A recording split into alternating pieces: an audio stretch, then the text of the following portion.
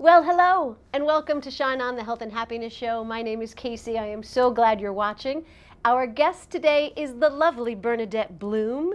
It is June, and everything is in bloom, and I brought wonderful fresh fruit for the crew, and you know I love my crew. So thank you, Cass, behind that camera, and also Michael in the back room, and Joseph, and Maria, and George.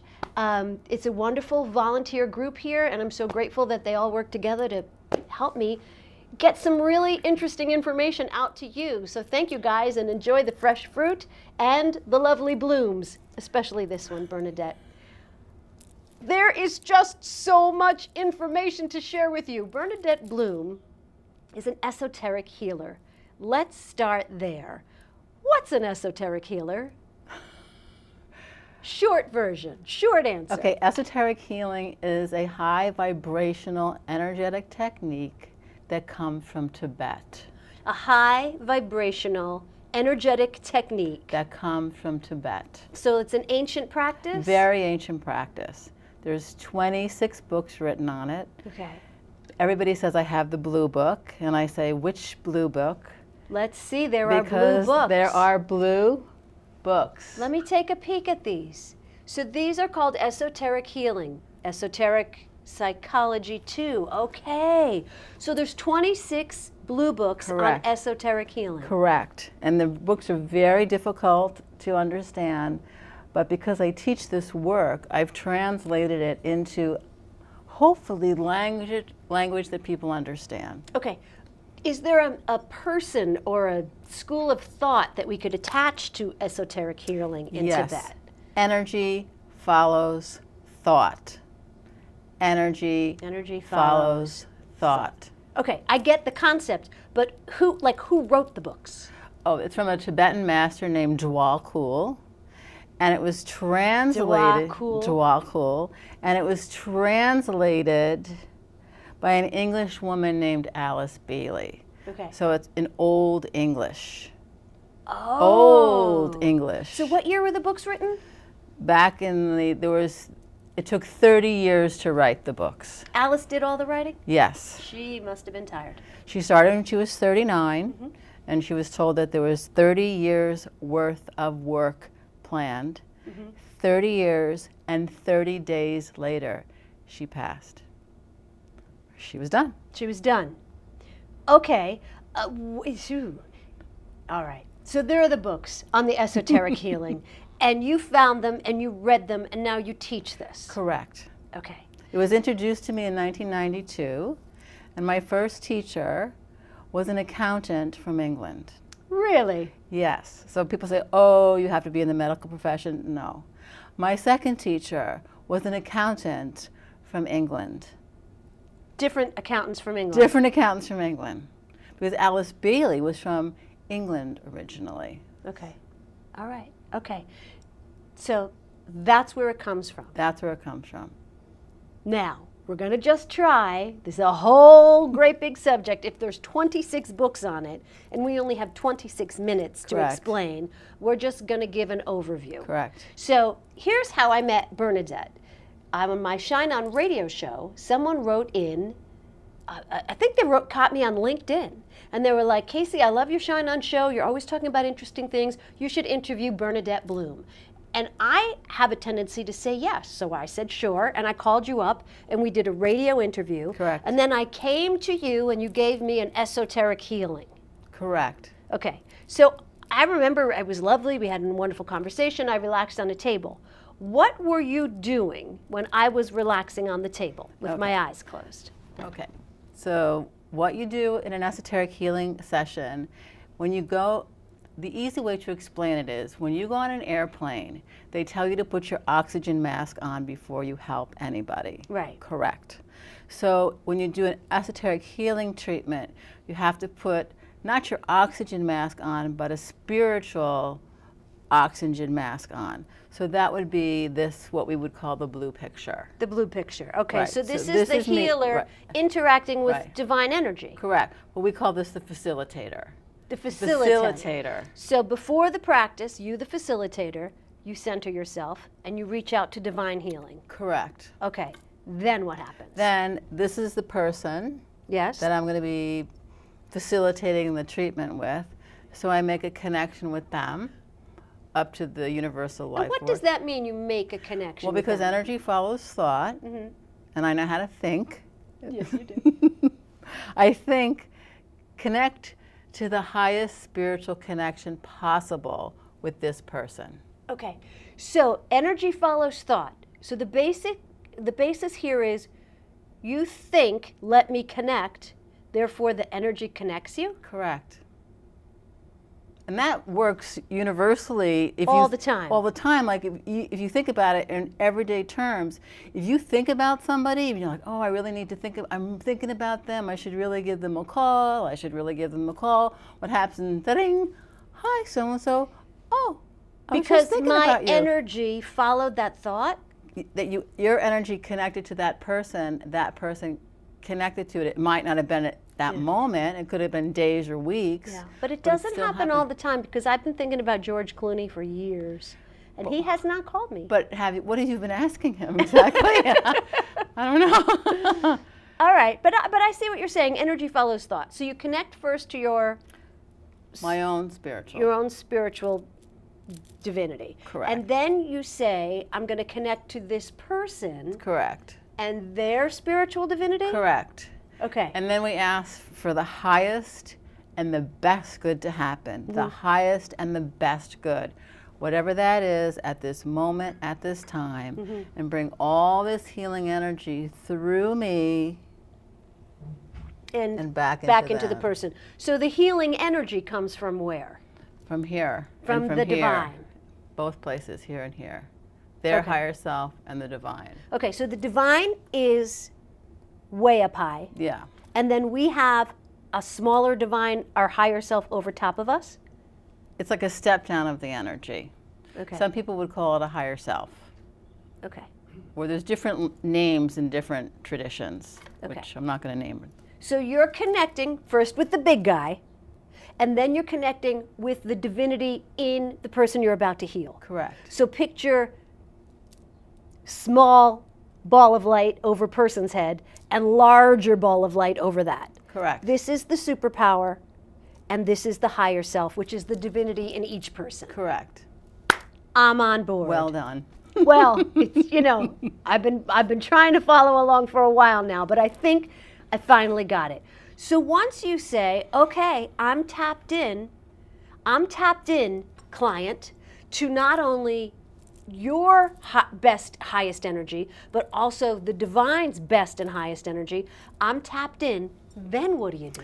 Then there's 7 areas of energy. They're called chakras. Chakras is a Hindu term. And then I start to think about the different chakras. Okay, I'm wearing my chakras right here. Correct. These are our 7 energy centers. 7 energies. The red root at the base of the spine, and the white. Crown. Crown is at the top.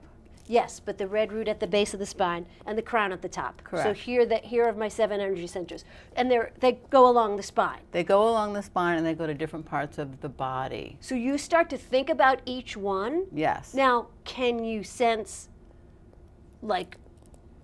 can you sense what's going on with somebody's root chakra? How do you sense it? What do you see? Well, I'm a feeler, so I can feel it. What do you mean? You put your hands? So I put my hands like this, and I think about the person, and I can feel something going on in between here. You can feel energy on your hands. Correct. We also call it the bioelectric field. The bioelectric field, everybody's got one. Everybody has a bioelectric field. Okay. So while I was relaxing on the table, you had your hands in my bioelectric field. Correct. And you got messages. Correct. Messages that you felt, or messages that you felt? Both. Because there's different levels. Each level has a physical level, an emotional level, a mental level, a personality level, and a spiritual level, and it's explained in the constitution of the human being. Mm-hmm. So it's not so easy. You don't just sit down and get it. Right. But I always ask that people understand it in the language that they understand. Right. And I can feel which level is stuck. Okay. So I've got 7 chakras, my energy centers in my body, and each of my 7 chakras have 7 layers? 6. 6 layers. And you go through all 6 layers? Correct.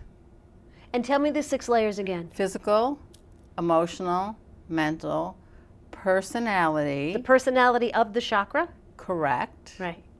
Wow. Then there's a soul level or higher self level. Okay. And then there's many levels of the spiritual level. Wow. Which makes it very different from Reiki. Yes. So it's much more complex, but it's much more specific. And for me, it's easier to teach. Anybody can do it. Anybody can do it. Anybody can do it. Yeah, well, do you have to read all 26 books? No, I would never, no. No, I don't ask anybody to read any of the books because they're extremely complex.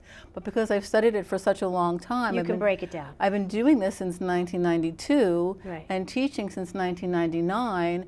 And as a teacher, I felt I needed to find the language that everyone would understand, but it might not be my language. Right.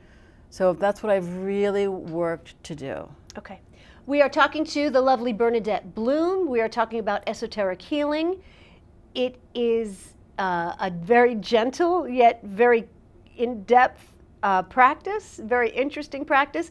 And Bernadette mentioned that it's different from Reiki. And for those of you who don't know, Reiki is an energy healing relaxation technique that's done working in someone's energy field with the direction of energy from your hands. And it's very, very simple.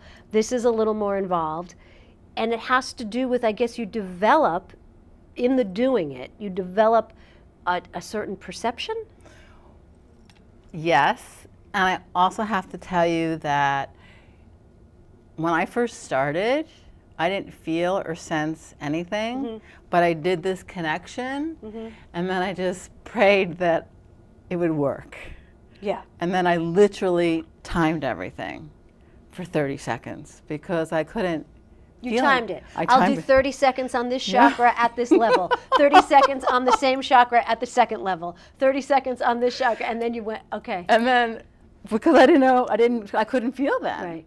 Back in 1992, I couldn't feel. Now, many people are more advanced now, so they can feel, but I just couldn't say they were on one chakra and hope for the best. Right. So I could, but I had my Timex watch and I could time it. So you came at it, like an accountant. Yeah, exactly. Exactly. Yeah. It's funny because I've been studying Reiki for a while and I've had the opportunity to talk to some really great teachers. And sometimes I say to them, I'm doing Reiki and sometimes I am feeling stuff, energy bouncing off my hands, or just, you feel like you're in the presence of something fantastic and you feel like, the client is benefiting from it fantastically, and they get up and say, oh yeah, that was nice. Right? And other times you're going through your grocery list in your head. You don't mean to, of course, but you bring yourself back and you're saying, do I need hummus? No, let me get back to work.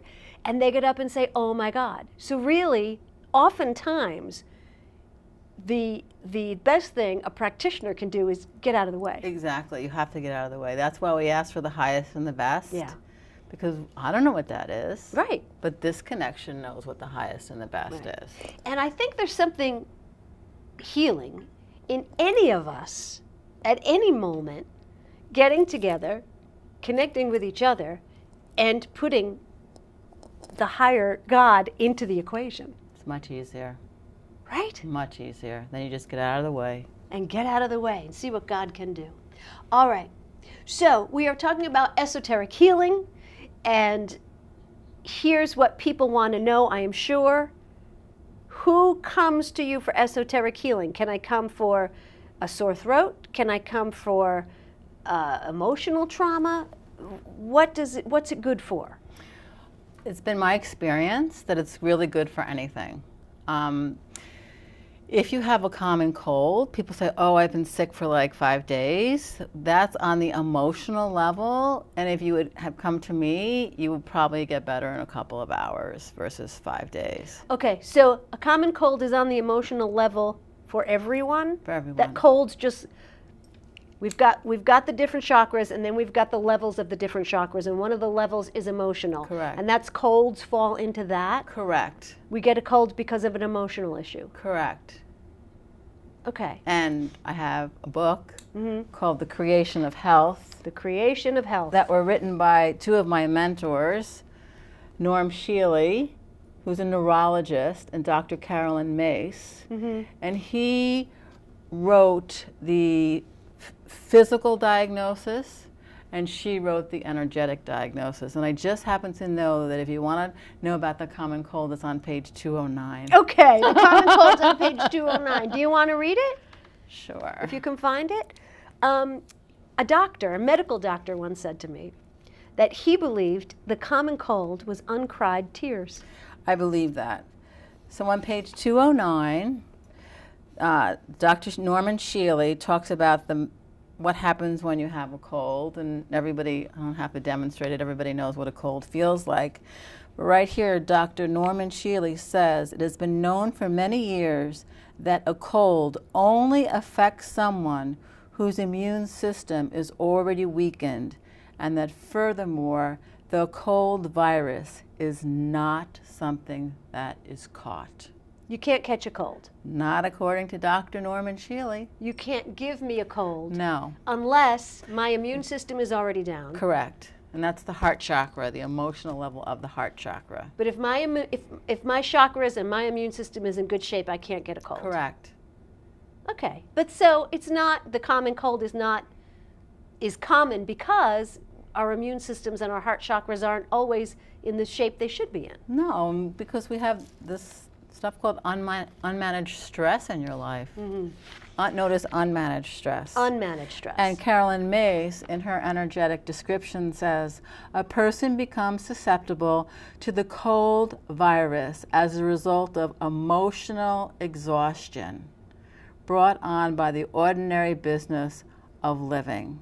Emotional exhaustion. Emotional exhaustion. Carolyn Mace is an amazing medical intuitive. She really is an incredible person if you ever wanted to get into that a little more. And her name is spelled M-Y-S-S. M-Y-S-S. And I studied with Dr. Norman Shealy and Dr. Carolyn Mace in the mid-90s on his farm. Oh, very cool. It was a very powerful experience. I get a cold when someone near me has a cold, and I start oh my God, I'm going to get this cold. I know I'm going to get this cold. I know I'm going to get this cold. I hate this person. Why did they come to work with this cold? So you just proved that energy follows thought. You just said it. Oh my God, I'm going to get sick. I'm going to get sick. I'm going to get sick. Right. Why did this person come to work? Energy follows thought. So you just said it. Right. There it is. Okay. What should I be saying? And we all do it. We all do it. I should be saying, I feel healthy I'm and healthy strong. and strong. And I don't see anyone sneezing repeatedly. Exactly. All right. So you think people can come to you for all things? Yeah. The common cold is pretty easy. Something more complex, like autism or MS or Parkinson's, it's more complex. So it's not like you get one session and voila. You know, it's a layer. It's like peeling the onion. You have great success with I do. people who have autoimmune issues, yes? I do. Tell us about that. What I do when people come to me, I ask them to email me 3 emotional things that they have not been able to resolve on their own. Most people say just 3. Wow, okay. I'm like, well, let's just start with 3. 3 emotional things you have. Like, what could that be, though? I got divorced 20 years ago and I haven't All right. resolved it yet. Or I'm not speaking to a child. Correct. Or I just lost my job. Or bankruptcy or whatever. Anything. It could be anything. And everybody's different, and maybe what's not powerful for me could be powerful for somebody else. Right. Okay. So, I mean, but we can't say autoimmune disease is caused by emotional issues, can we? Deep. The layers, physical, emotional, mental, personality, soul, and then spiritual, according to the constitution of the human being and the esoteric teachings, the imbalance is on the soul level. So it's much more complex. Yes, it's the heart chakra, right? But it's much more complex than just on the emotional level. So I'm going with this, even though I don't fully understand it, all of it. But if this complex issue is on the soul level, Does that mean the person came into this lifetime with the issue? Not necessarily. Not necessarily. Okay. And when it's on the soul level, it means very simply and more complex that you have to look at it differently, or hear it differently, or understand it differently. Okay. I do believe that that different kind of language, whatever it may be, and I believe all these modalities exist, like all faiths exist, because we are all so different, and God needs every avenue he can to reach every kind of different mind, right? Correct. But I do believe when people hear something new that touches their soul, or whatever is going on, there's a release and there's an aha. There is, and that ha could be a huge shift in that person. Yeah. And I was also very blessed to study with Dr. Brian Weiss, who does a lot of past life work, and he's written a number of books. And he says, and this is one of my favorite expressions, the mind only works when it's open, similar to a parachute. Parachute doesn't work when it's closed. Yeah. So Yeah. the mind Yeah. only works when it's open, You know, it's similar funny. to a parachute. A Course in Miracles says, judgment blocks the light, which is the same. When you have a judgment, your mind is closed. And there could be so many things that this issue wants to show you, but if you're judging or closed your mind, you can't see it. Correct. If you're just pushing against it, no, you can't see what the gift is in Correct. there. So Yeah. one of the Easier things, said than done, of course. well, one of the things that I really like about this work also is that we have different energy, besides the chakras, we have different energy centers in the body to help us see things differently. Like there's a courage area.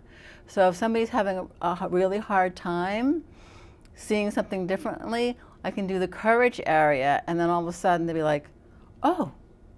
Is this the courage chakra? The courage chakra is the root chakra and the knees. And if you think about it, a lot of people say, I just got on my knees and prayed. So we ask that you have the courage and get up and walk through life in a different way. Yeah. And people do. Yeah. You know, you need a lot of courage. Life isn't for sissies. No. It's just not. It's just not for sissies. Are there some people who don't want to heal?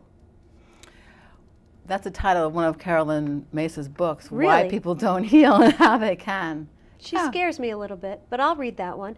So I think what I'm saying is, because the question was a little judgy, but I think what I'm saying is all of us hold on to things. All of us hold on to things we could let go of, right? Yes. And in the holding on, we can make ourselves sick. Yes, and I want On to... it, you know, not... It's not a conscious level. It's Yeah. not like people say, well, I just feel like being sick today. But I also want to make a distinction, and people ask me all the time, there's a difference between curing and healing. Yeah. Curing is, I have a headache, I take the aspirin, the headache goes away. That's curing. That's a symptom. The symptom goes away. The definition, the traditional definition of healing is to make whole. Whatever that is. And people get the two of them confused all of the time. Right. So you can be whole And still have an illness. and still have an illness. Correct. Wow. Okay.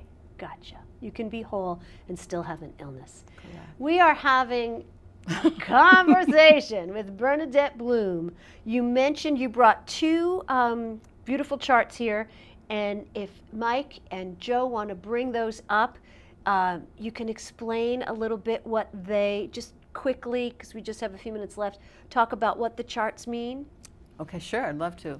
Which one should we do So first? let's see, which one will they bring up first? Let's go with this one. This one.